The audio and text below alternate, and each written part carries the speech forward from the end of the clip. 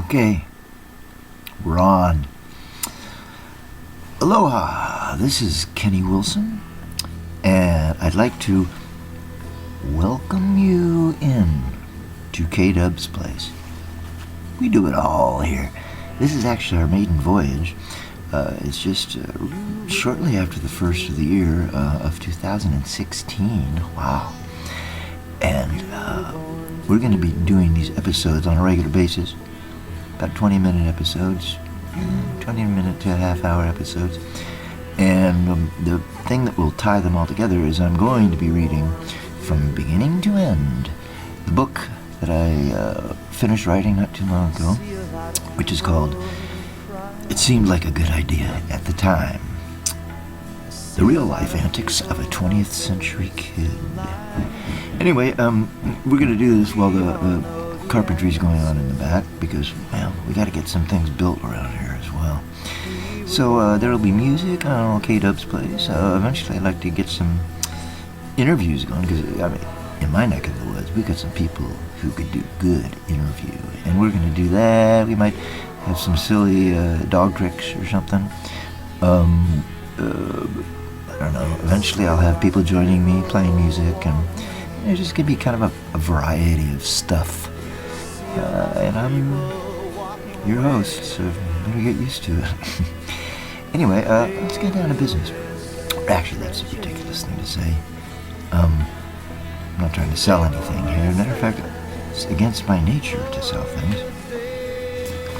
This is the book. Now, there are very few copies in captivity at this point. You can actually get it, speaking of business, you can get it on the Amazon Kindle thing. My name's Kenny Wilson, and the book is, like I said, it seemed like a good idea at the time. You might want to throw in there, it's the real-life antics of a 20th-century kid, and that'll take you right there. Anyway, let's start at the very beginning. It's a very good place to start. When you read, you begin with ABC, and when you sing, you begin with... Anybody know the answer? Okay.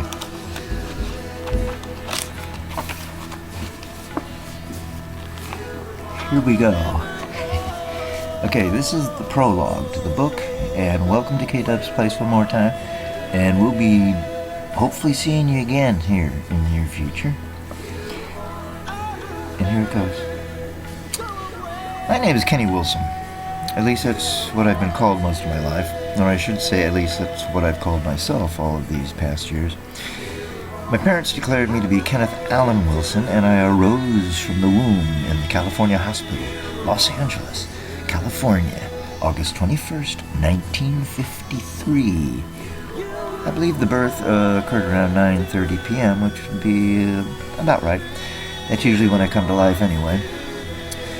When I was a young tyke, I think people generally called me Kenny. I don't know, at some point my parents, aunts and uncles, adults in general, and my older brothers started calling me Ken.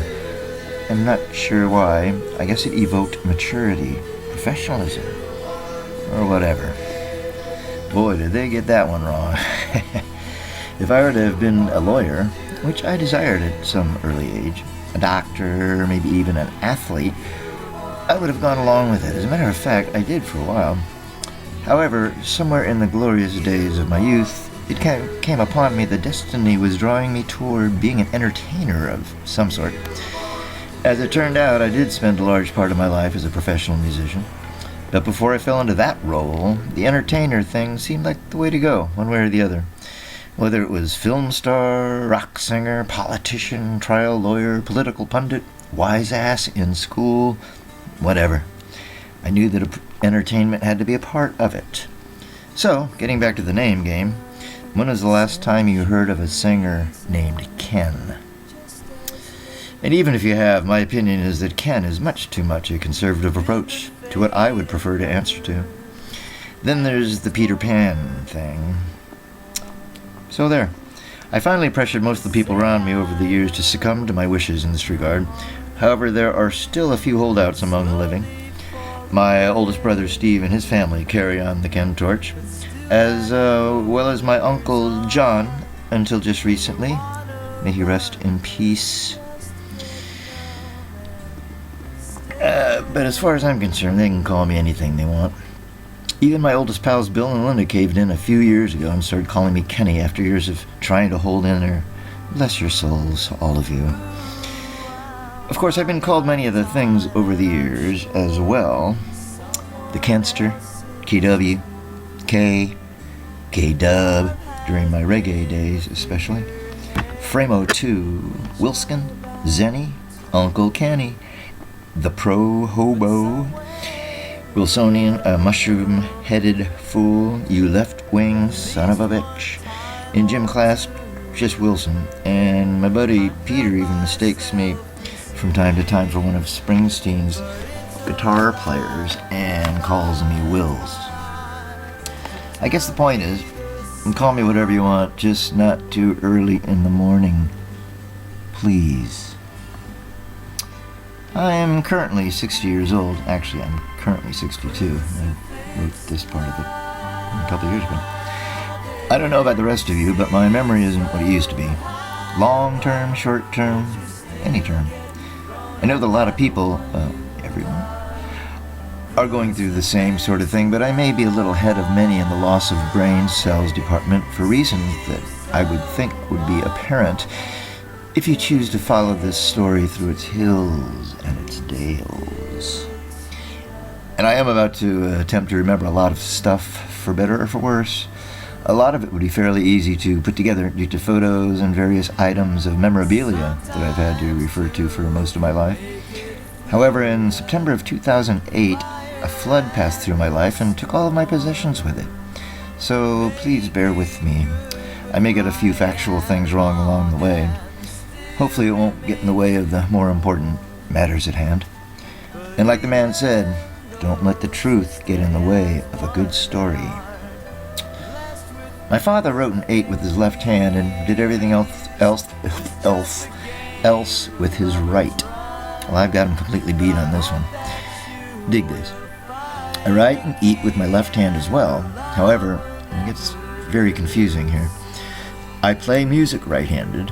I bowl left-handed. I hit a baseball from the right side. I throw a baseball right-handed. I throw a football left-handed. I play ping pong left-handed. I play tennis left-handed. I tend to swim to the left. I always vote to the left.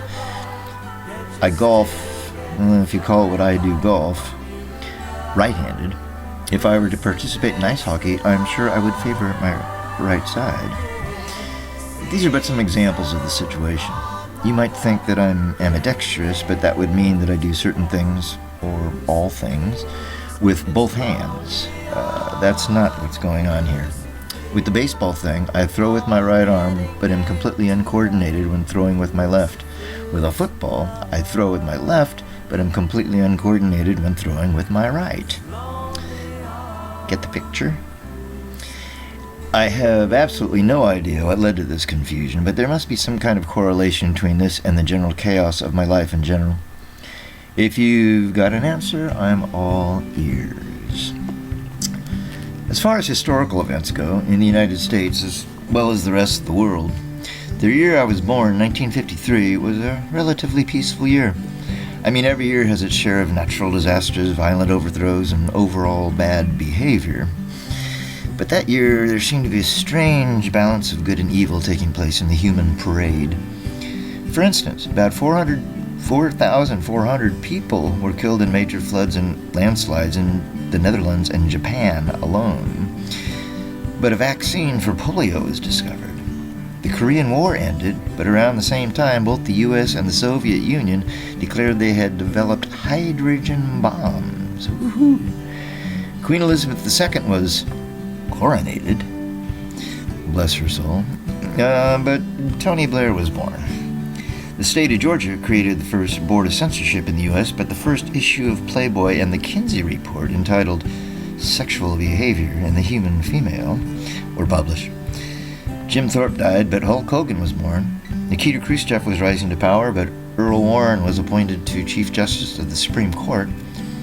Sir Edmund Hillary and Tenzing Norgay climbed to the summit of Mount Everest, but Tricky Dick Nixon was taking over as vice president for 8 years. Dylan Thomas died, but Aldous Huxley dropped mescaline and went on to write The Doors of Perception. The IRS is formed, but DNA is discovered. John Edwards was born, but Baby Buell was born. Sergei Prokofiev died, but Danny Elfman was born. Django Reinhardt died, but Robert Cray and Chaka Khan were born. Hank Williams died, but Lucinda Williams was born. And to top it off, 71% of all TV sets in the U.S. were tuned into I Love Lucy to witness little Ricky Ricardo being born. Anyway, the point I'm trying to make is that compared to U.S. and world history, starting in, say, the early 60s and going through to, say, the present day, 1953 was like a breath of fresh air and a proverbial walk in the park, and I'm proud to have been a part of it. The performing arts as it relates to the screen, either big or little, and popular music in 1953 will not require a very long paragraph. At the movies, it was a lot of tough guys stuff grabbing most of the attention. From Here to Eternity got most of the big Oscars that year. Shane, The Wild One, The Robe, and Stalag 17 are a sampling of the others. All with actors that I've dug, but never owned any of those movies. Music, well, if Dean Martin, Perry Como, Doris Day, Bing Crosby, and... Okay, sorry, Frank Sinatra fans. Frank Sinatra are your idea of cutting-edge pioneers, then the thing is, when I got to be 5 or 6, I did like these cats. They were all great at what they did. They were a couple of shimmers of light in the distance, though. Bill Haley and the Comets had a song called Crazy Man Crazy that was the first rock and roll record to hit the Billboard charts. And Elvis went into the recording studio for the first time that year. And of course we had I Love Lucy and color TV kicked off that year. Period.